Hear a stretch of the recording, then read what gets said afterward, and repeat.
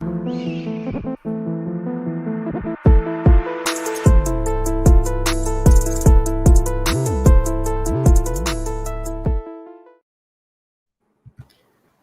and welcome to FPL Expectations. Game week 1 has just finished. It was the week that we were all anticipating for, we were all waiting for, straight after the Euros.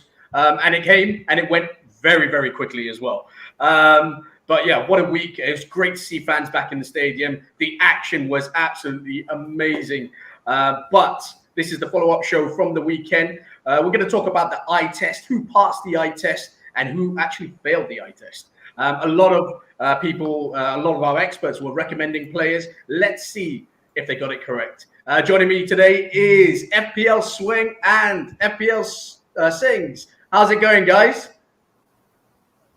Hey, everyone. All good. All good. Very good. Prav, I'm going to start with you. Rate your game week 1 out of 10. I would say 9 out of 10. I think is almost, we can get carried away picking little faults, but I think almost perfect.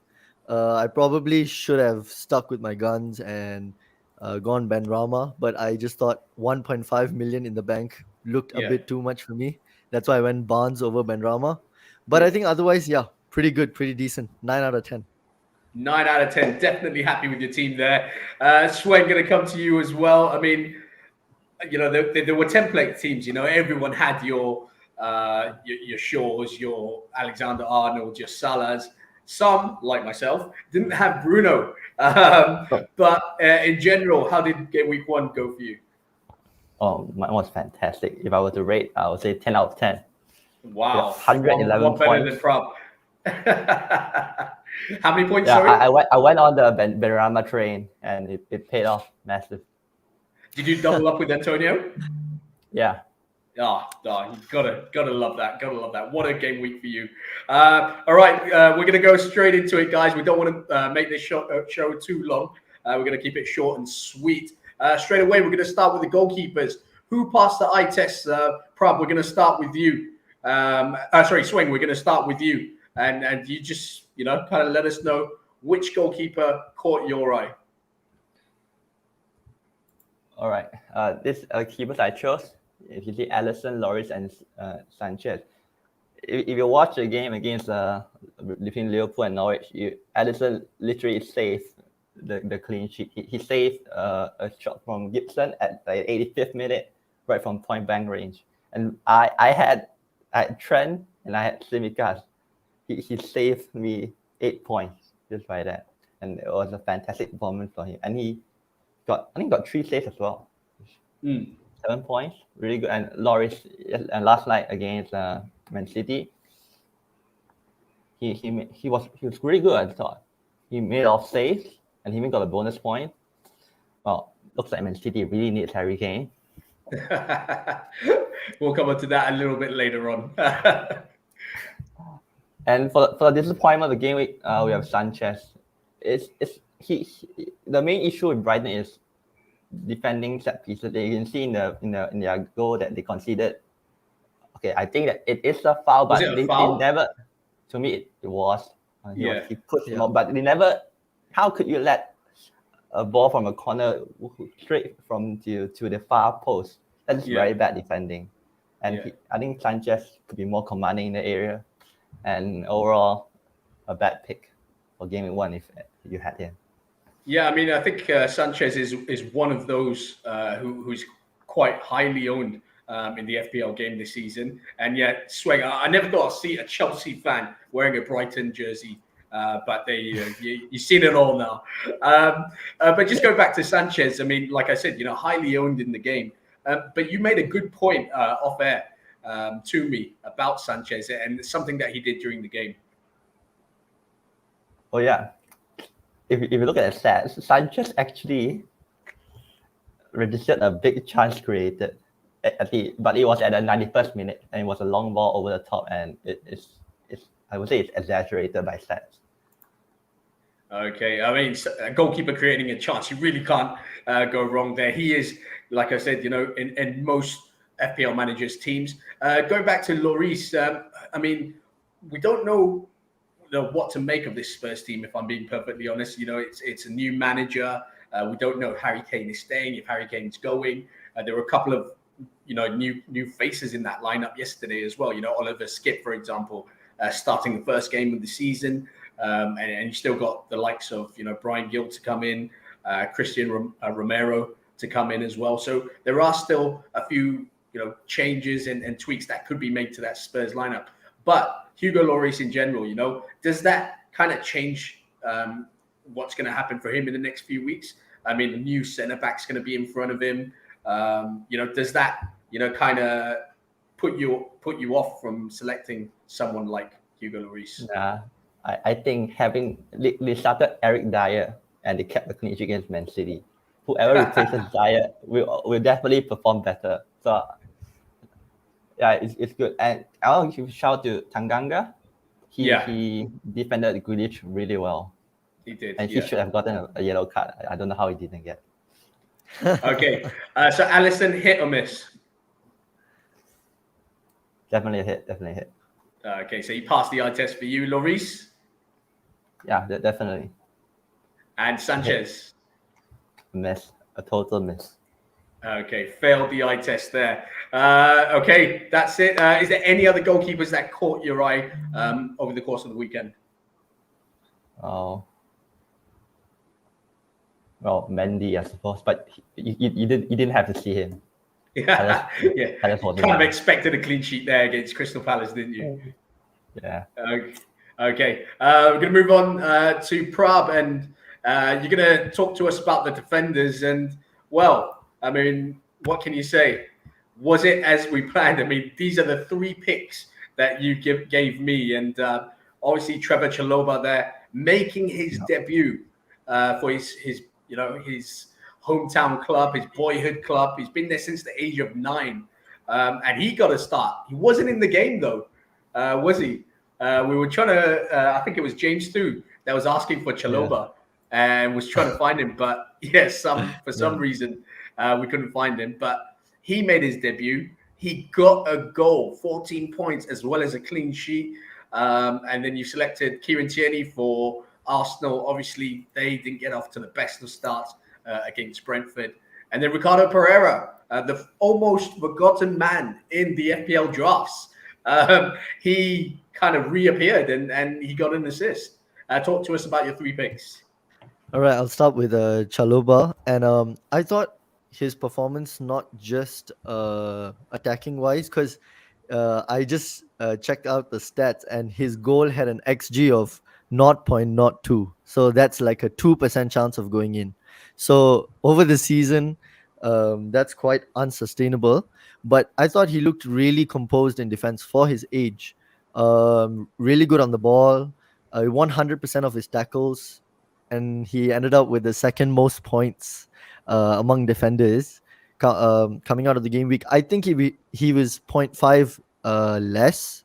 His price was 0.5 less. I think he could be a viable option, but I think at his price range, being unsure whether he starts week in, week out, I think that could be a problem.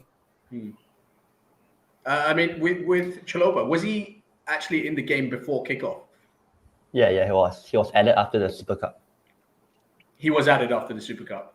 Okay, because I did remember James coming on here and looking for Chalobah and unable to find him. But I think I agree with you on the price point. I think he is a little bit overpriced, and we don't expect him to be scoring 20-yard screamers every week. Kieran Tierney, well, a lot was made of him. I think he's a fantastic player, but Arsenal really didn't perform defensively against Brentford in the season opener. Talk to us about Kieran Tierney and his performance in game week 1.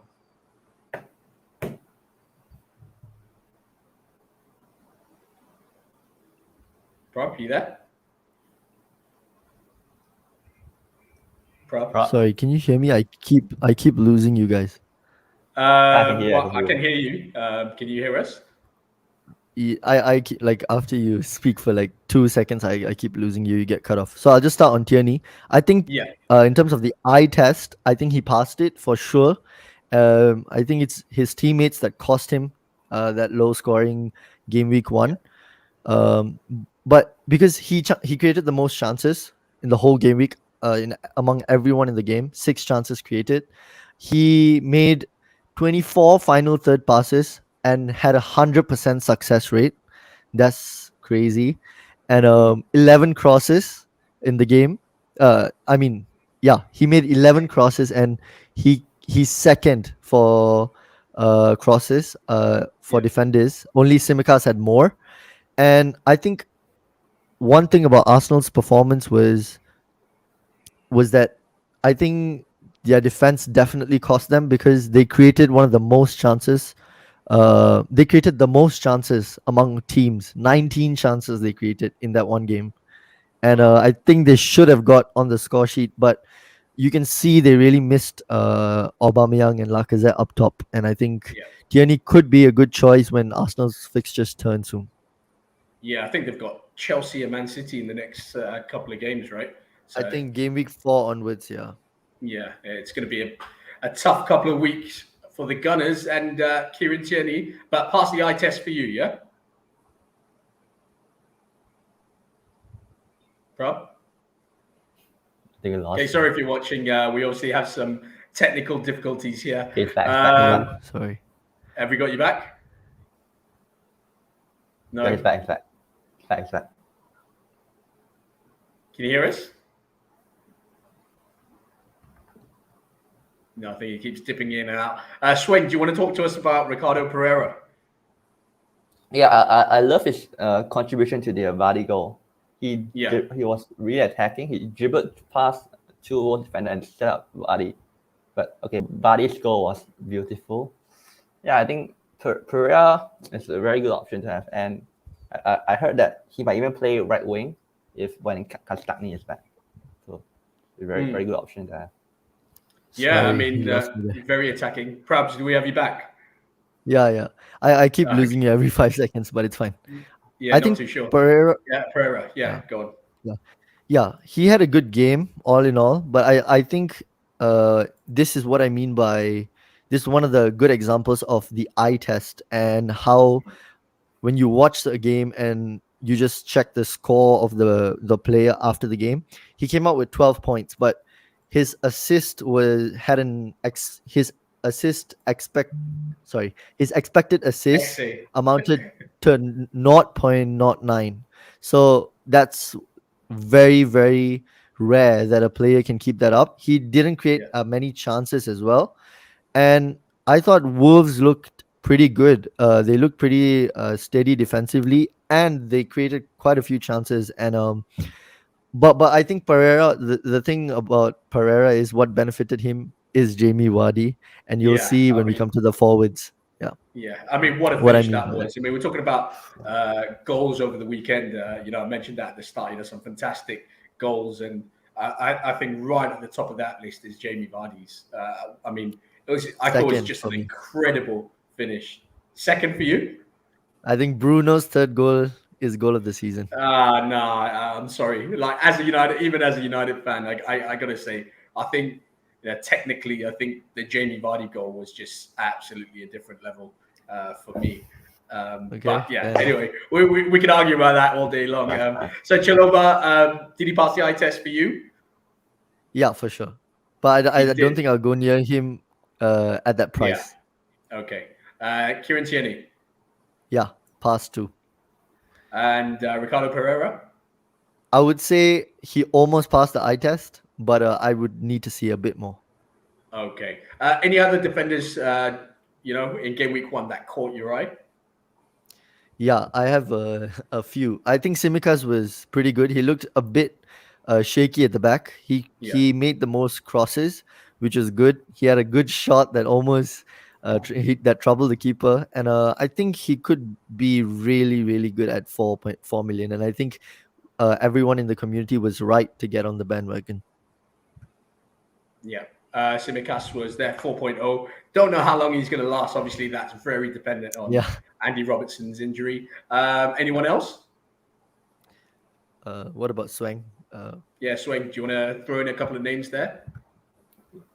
I don't see any Marcos Alonso over there.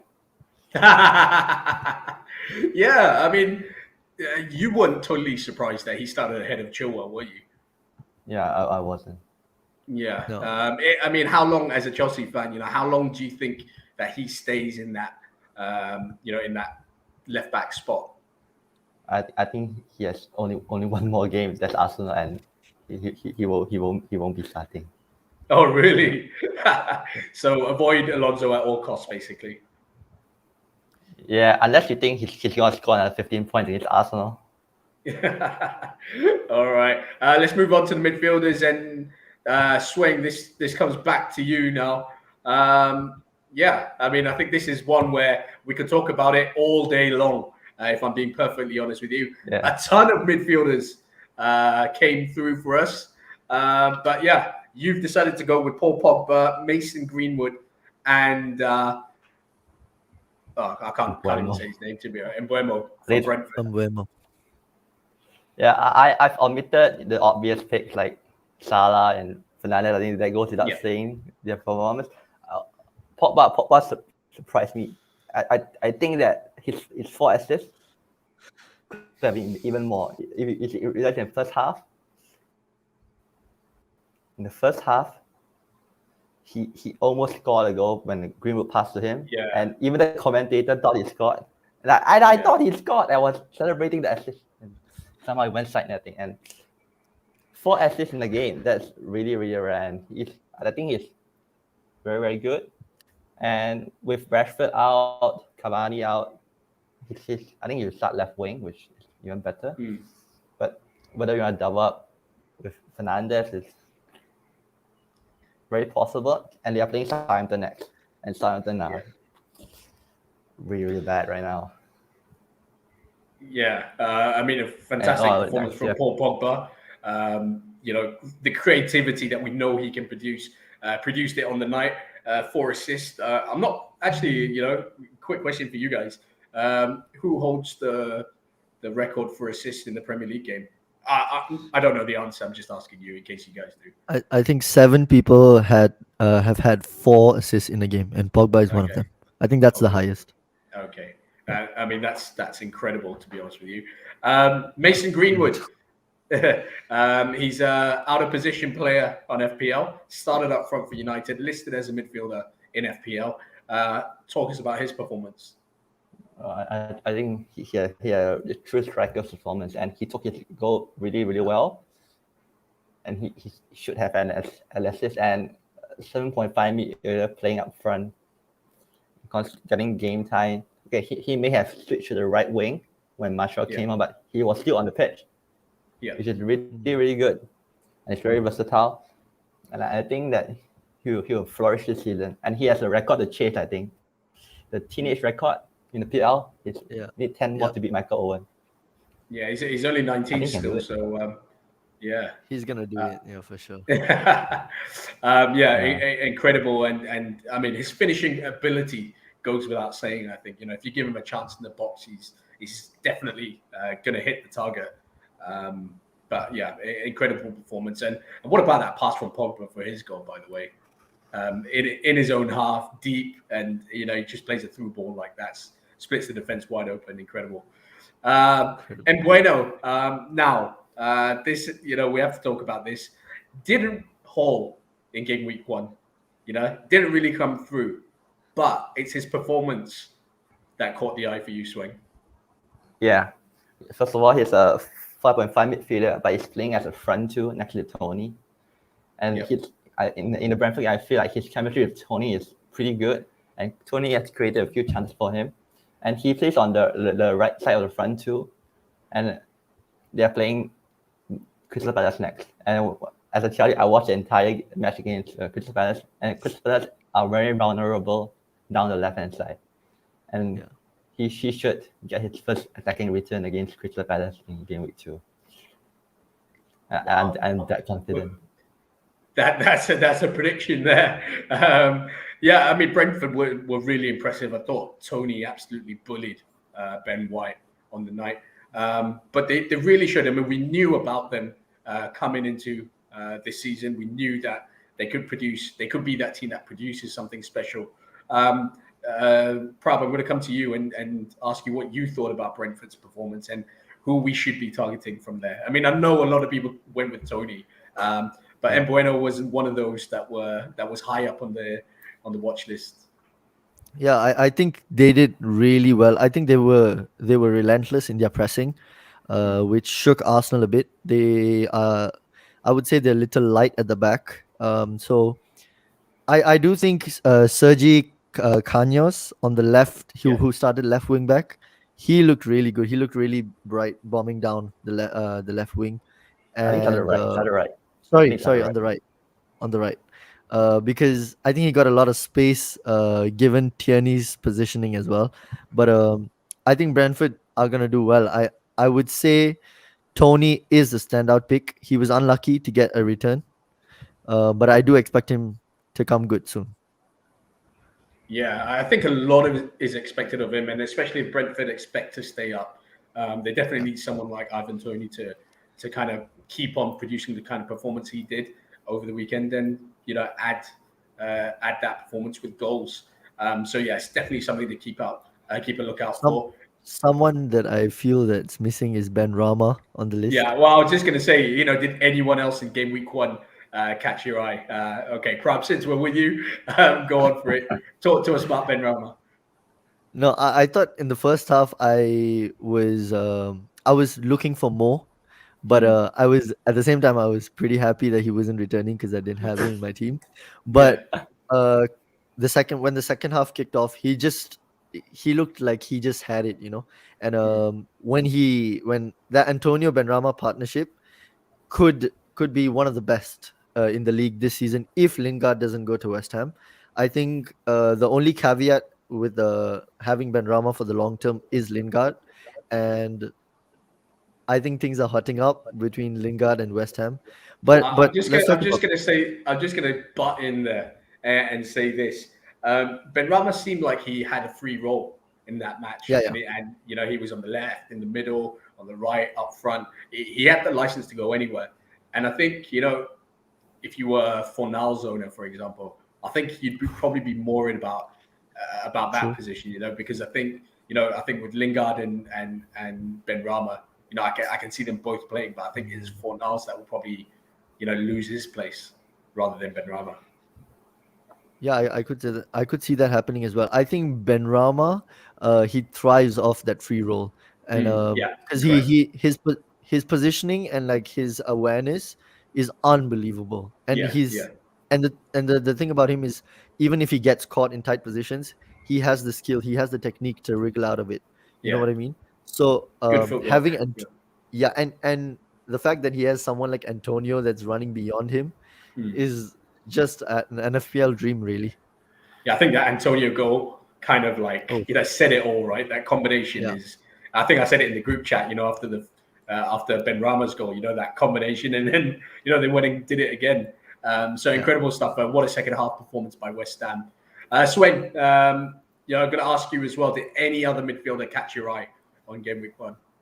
Yeah, the other one is Heung-min Son. He led the line really well in the counter attacking way that Nuno set up. It was like perfect for Son. If you look at the stats, he had like 0.4 very low XG, but it's Son. Son is the XG destroyer. Yeah. He can go straight on his left and his right, and he took his goal really well. And Diaz I don't know what the hell Diaz was trying to do. Yeah, no, he really should be blocking that. But what I will say is that I thought they were very shot shy in the first half, Spurs. I thought they were getting into good position, and Son especially, there were a couple of times where I thought he could really get a shot off, and he held back. But in the second half, I think that was clearly the instruction from Nuno to go in there once you get into the area, have a shot, test the keeper. And it obviously ended up working. So, Son playing in that striker position, another out of position player. I mean, there's quite a few in that midfield area, right? I mean, we're talking about Greenwood and Mbueno, who are like, two of them. But then you add Son into that. He's there. Jota is another one that played there as well. So there are a few options there. So FPL managers, if you're still listening or going to be watching this, definitely some tips to take in for game week 2 and beyond. Prab, we're going to come to you forwards now. The forwards kind of returned too as well. It was a good week for the attacking players. If I'll be perfectly honest with you, I don't think anyone really kind of suffered, shall we say, in that game week. I mean, you look at the average of it. What was it, 69? The game week average. 64, I think, Yeah. something around there. Yeah, absolutely ridiculous, and it was a very, very high-scoring week, and as both of you experienced as well. But yeah, talk to us about the forwards, Antonio, Wilson, and Vardy that you picked. Okay, I'll start with Antonio. I think we just touched on West Ham a little bit with Benrahma, but Antonio underperformed his XG. I think that's because of his missed penalty. Missed penalty, He should It was have. horrible. It was- Absolutely horrible yeah. penalty. He rushed I it, think didn't you think? Yeah, he did. And the thing is, I'm not too fussed about him actually missing the penalty and missing out on the points. I'm more fussed about the fact that he might not be on next game, which Yeah. which But I depreciates think his value. I as could an be, yeah, I could be wrong here. But I was under the impression that Benrahma was on pens. Yeah, So if yeah. Antonio same. doesn't take that, I fully expect Benrahma to take the next one. I'm glad I own both. I'm devastated at that. I think. You don't have Benrahma, right? So No, I went for Barnes, but Yeah. the thing with Antonio is, he had the highest expected goal involvements among forwards, and that says a lot. The game was super open. Both Yeah. sides were, especially in the first half, they were going at each other. It was crazy, absolute carnage. But Antonio actually had 3 big chances that in that game, and he just looks bright. And Antonio, when fit, is, I think, incomparable. Yeah, I mean, he's got a bit of everything, hasn't he? Yeah. He's big, he's strong, he's powerful, He's and quick. he can, yeah, he's quick, and he can get assists as well as goals, as he proved last Yeah. night. So it's a great stuff. Callum Wilson got Yeah, his goal, Callum Wilson. opened the scoring. I think Sam Maximan made that goal, but I think credit where credit's due for to Wilson for being in that position to actually bury that.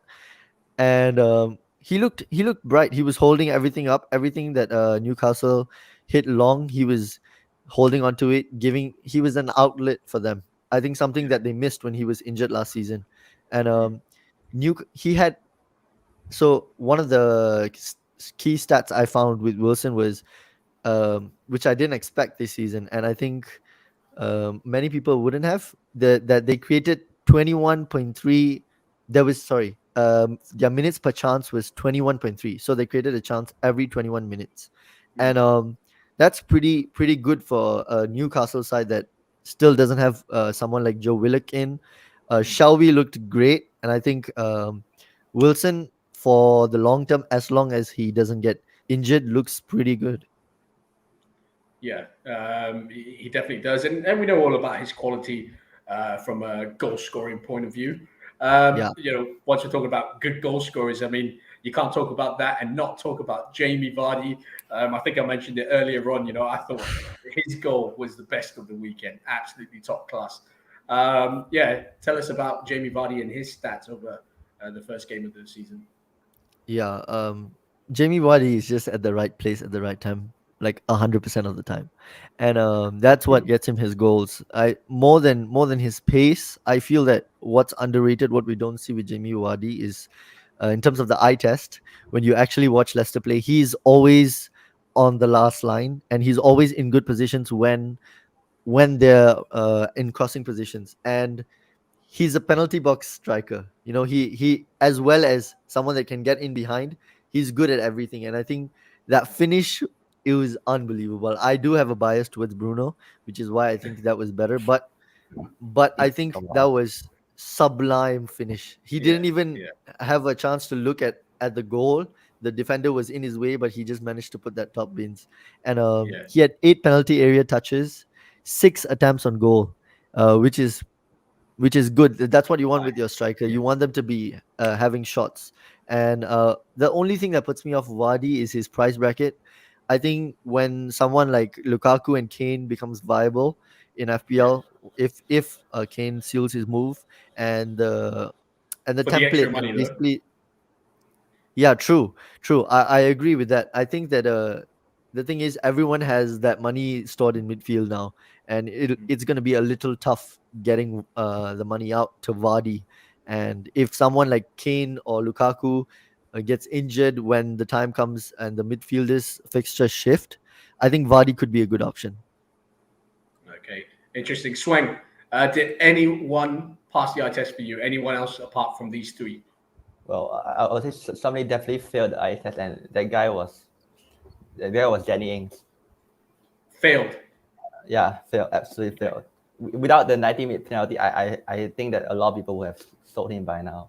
I think Villa in general look like very uncoordinating. I think they need some time to gel in to cope with the loss of Jack Grealish. And yeah, Ings really he had no shots until the penalty, which is really concerning as a 8 million striker. Yeah, it was one of those that, I mean, I totally agree with you. You said that it was a disjointed performance by Aston Villa. But, they do have the likes of Leon Bailey that's still to come. I thought Traore, winning that penalty was pretty good. So I do expect Dean Smith to make changes for the next game, and hopefully we can see a more solid performances. Prab, I'm going to come to you again. Anyone else apart from these three that you mentioned that was a hit or miss? Yeah, I have a few. I'd start with the Watford boys. I think they looked right. Really, really cheap, absolute bargains on the game. Yeah, Dennis and Chuko Martinez. I think when he came on, he looked good too. Hernandez. Sorry, my bad. But Dennis looked good. He looked like their target man, and he's like a Dini with flair, I guess. Yeah, I think the thing with Watford is why I would say he'd be a good bench striker, and not someone that you could rely on week in week out, because they have like 9 strikers that they could switch every week, and you just cannot trust that when a team has that many strikers and someone gets a goal. I do expect him to start, but for how long? And I thought 2 special mentions would be Jimenez and Richarlison looked good too.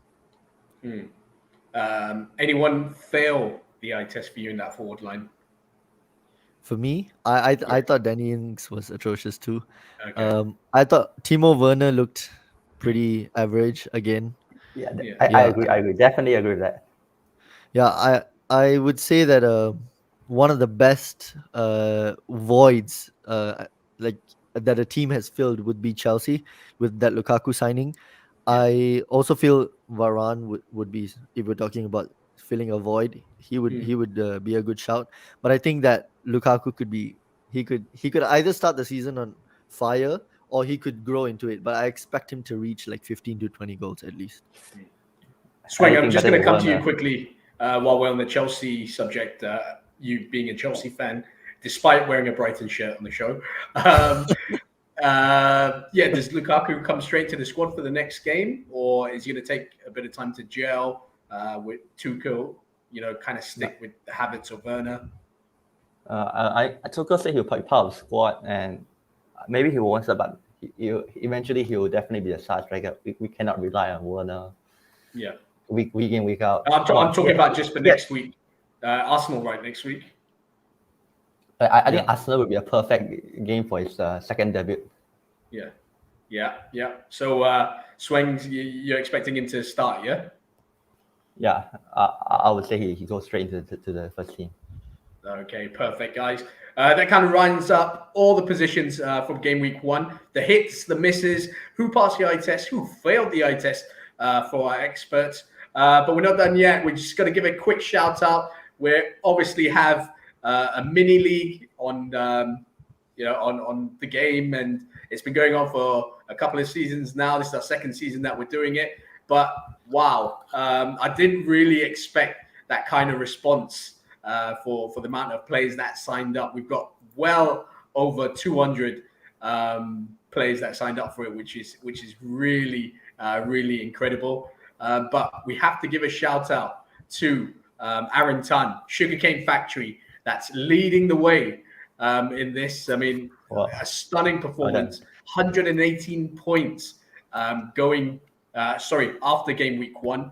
It's close though at the top, as we expected to be in the first game week. Harian to Ben Fee Knight is 3 points behind Aaron, and Brunas Gent is just 1 point behind him. So it's very tight at the top still. I'm just going to scroll down, see if I can find you boys.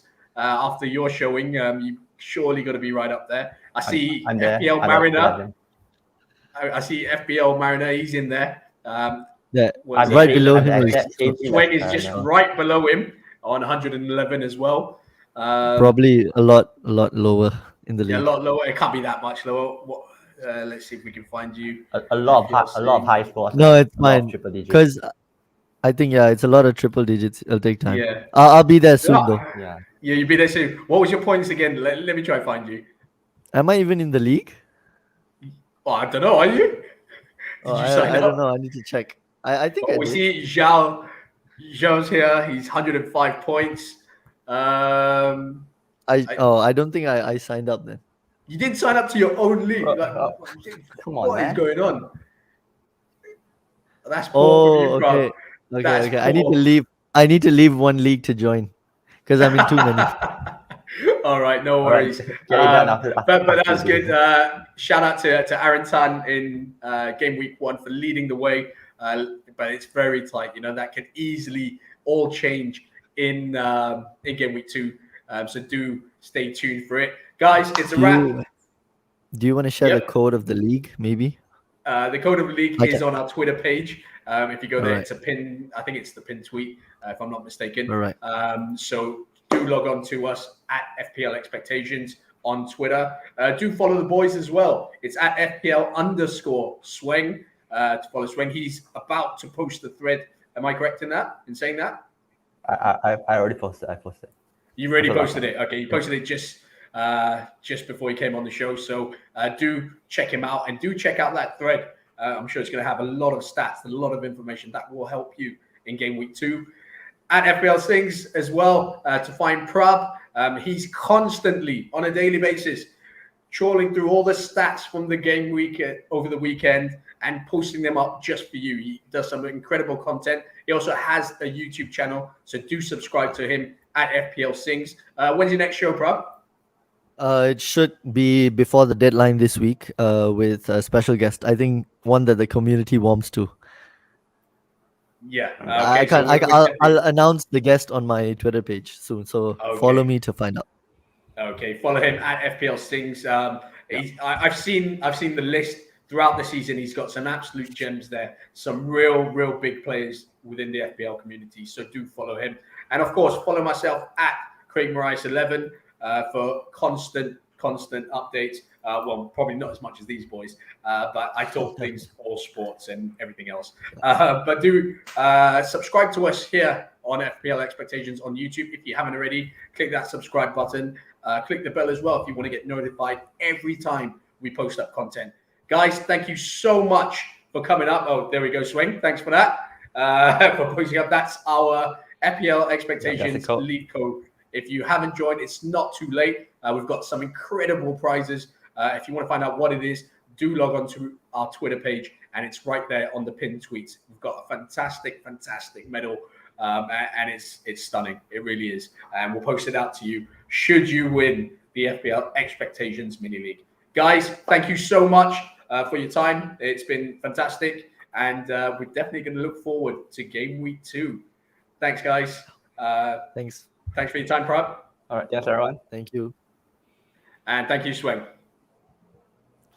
Thanks, everyone. See you. And thank you guys for watching back at home. We will be posting up another video closer to game week 2. We're going to compile more stats, more information from whatever the managers tell us in their press conferences as well. Definitely do tune into us. Thank you so much for your time and enjoy the rest of the week.